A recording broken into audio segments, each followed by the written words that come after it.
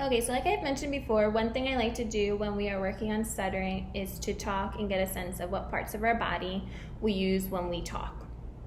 This will help us get a better understanding and a sense of what is occurring when we're talking fluently and when we have non-fluent speech. So when we stutter or when we talk fluently, we use our lungs, we use our vocal cords, we use our articulators like our lips and our tongue and our jaw. Okay, so what we do is we use our lungs to produce the airflow necessary to make the vocal cords vibrate, and from the vocal cords comes that airflow and sound, which that sound is then shaped by our articulators, which is the lips, the tongue, and the jaw. Okay, so now let's talk about what is happening to our whole speech system when stuttering occurs. So what does it feel like to you when stuttering is happening? It feels like it's shutting down with more tension. And yes, you're exactly right, because the speech system is very interconnected. If I jam my vocal cords, then the whole system will shut down.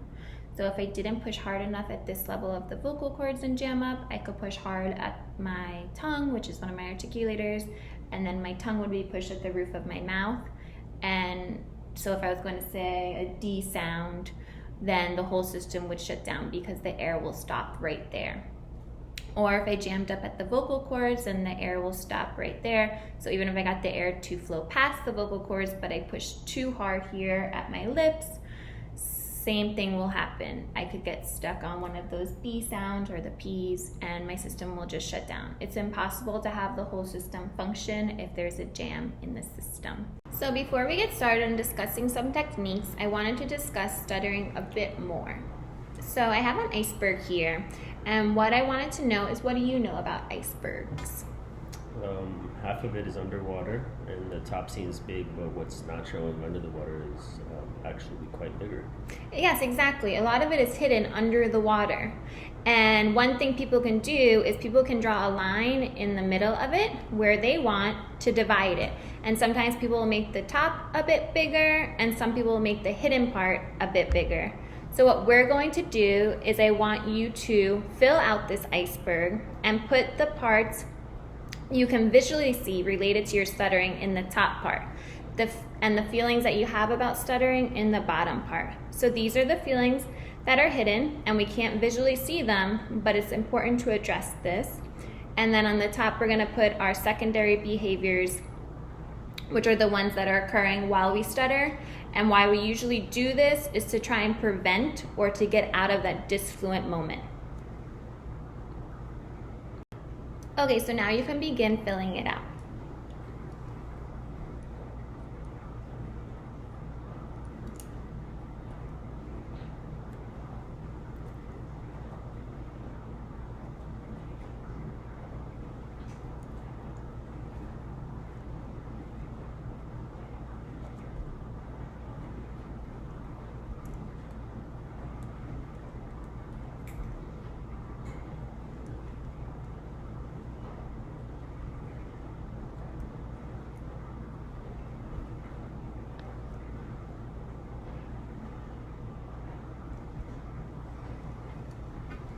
Okay, nice job. So I see on the top you put your secondary behaviors of eye blinks and head turn, and on the bottom, which is hidden, are the feelings you have about your stuttering, and you have annoyed, angry, not confident, and frustrated.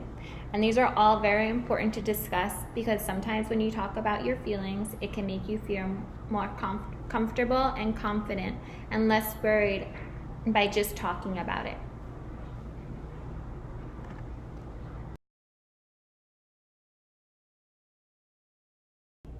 Okay, so now what we're going to do is, when we have some stuttering, I want you to stutter, but I want you to change the form of it. So I want you to stutter in a different way than you regularly would stutter. So if the word is jelly, I would want you to change how you would usually stutter on that word.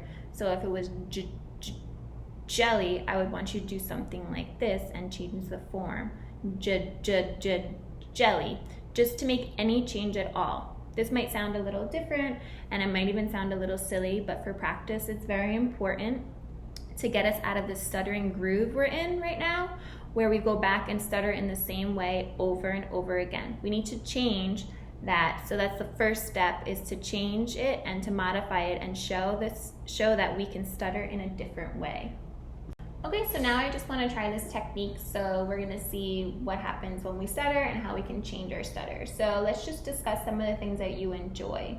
So do you enjoy sports? Do you enjoy cars?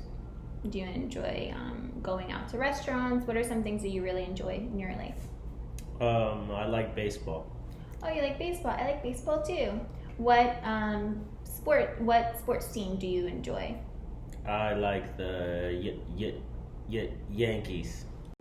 Okay, so now that was a hard stutter that you had on your sports team, Yankees.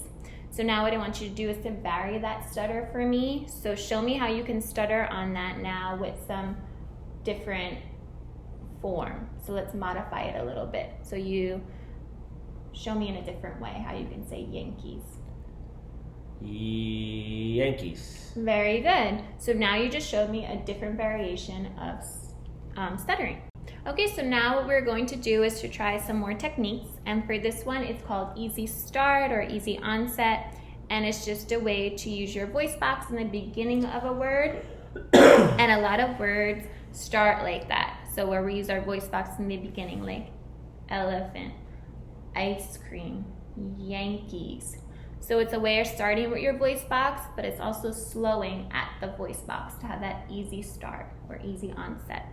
So what I want you to do is to say Yankees, but with your voice box. So let me model first. Yankees.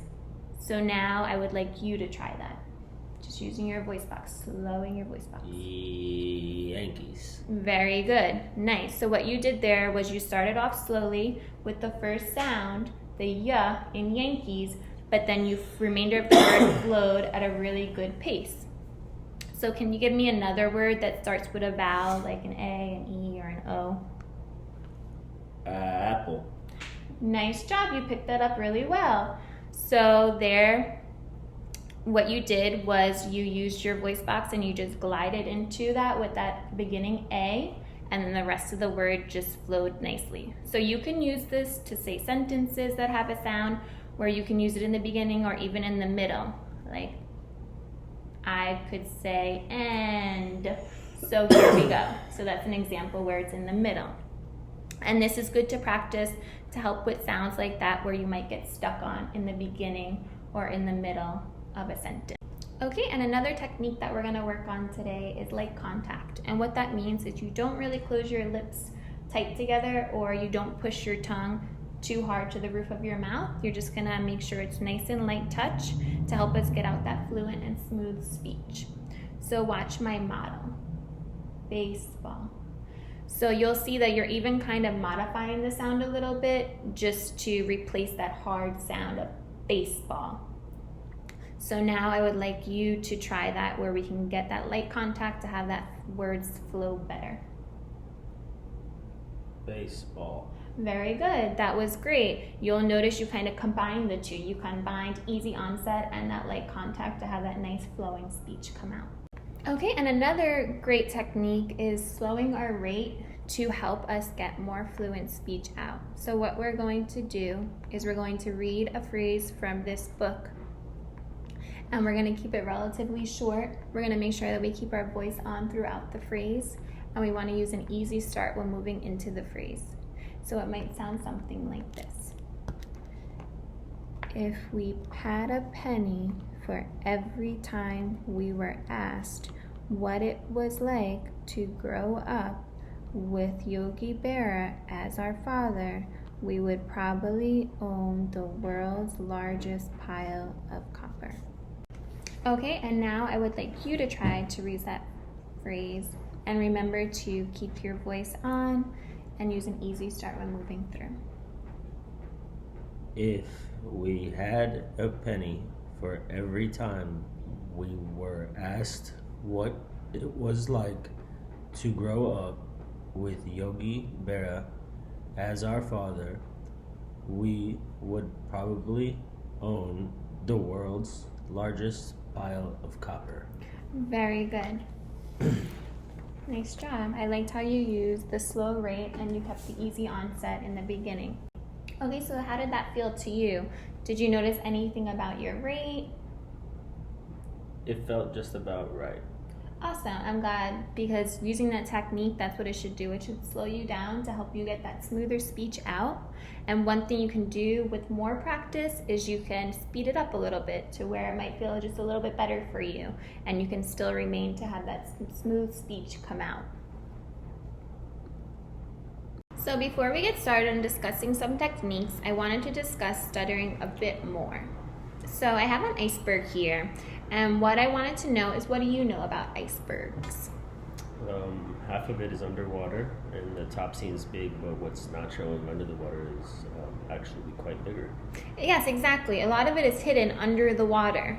And one thing people can do is people can draw a line in the middle of it where they want to divide it.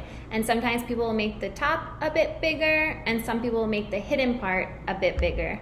So what we're going to do is I want you to fill out this iceberg and put the parts you can visually see related to your stuttering in the top part, and the feelings that you have about stuttering in the bottom part. So these are the feelings that are hidden, and we can't visually see them, but it's important to address this. And then on the top, we're gonna put our secondary behaviors, which are the ones that are occurring while we stutter. And why we usually do this is to try and prevent or to get out of that disfluent moment. Okay, so now you can begin filling it out.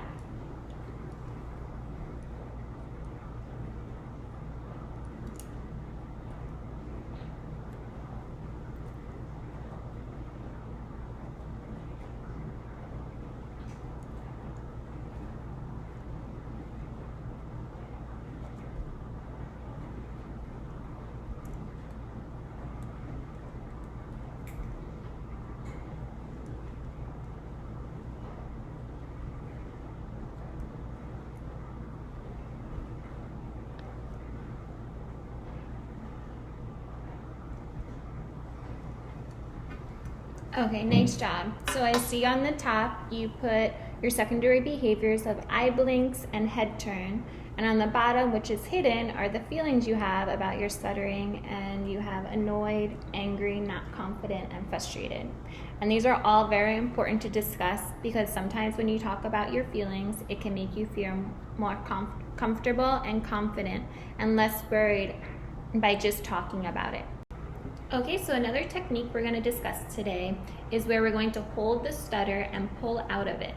So I'd like you to stutter on purpose and choose a word of your choice and stutter on it, and I want you to hold on to that moment of stuttering as long as I have my hand in a fist. The purpose of this is because we really have to know where we get stuck before we can become unstuck. So if we get stuck in our voice box or in our lungs, we'll say, okay, I have tension here, and now I know I need to release the tension from there and change it. So you become in charge of the stuttering moment, and you'll be able to change that tension to get out of it. So I can model this first for you. So if you can hold your fist and relax it as I'm stuttering on the word, so I can pull out of my stutter. Apple. Nice job. So did you see how I was stuck and then I pulled myself out as your fist opened?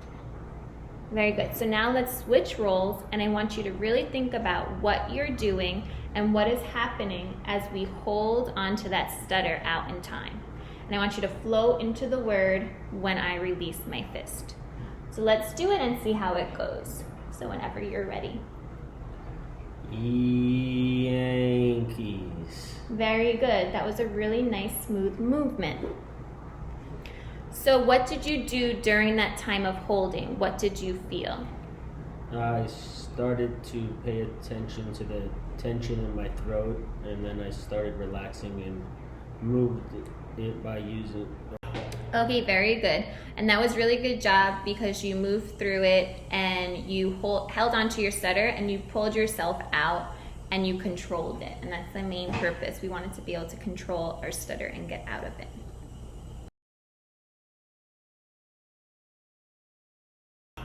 So we learned these concepts today, and what I want you to do is when learning these concepts, it's really important that we don't just learn them in the therapy room, but we use them outside of the therapy room. It's very important that we take them home with us and we practice them every morning in order to learn these concepts better and better and become more comfortable. So every morning I would like you to read a short paragraph where you practice the easy onsets that we learned about, light contact, and you also work on pulling out of the stuttering when it's really there and tough and there's a lot of tension. So when you are doing this, I want you to stop and think about what is occurring and think to yourself, okay, I know where the block is happening, or I know where the prolongation is occurring, and I know how I am stopping the air or how I am turning on the air to flow. If you do that every morning, you are setting yourself up to have a more fluent speech throughout the day. So it's very important that you take these techniques and concepts and practice them in the morning when you first get up, before you go to work. You can do it, you can shower first, of course, eat breakfast, and maybe recite some of them using our paragraph. But the main thing is I want you to read a paragraph and put at least 12 fake stutters in there, because if you're home, you might have fluent speech while you're reading.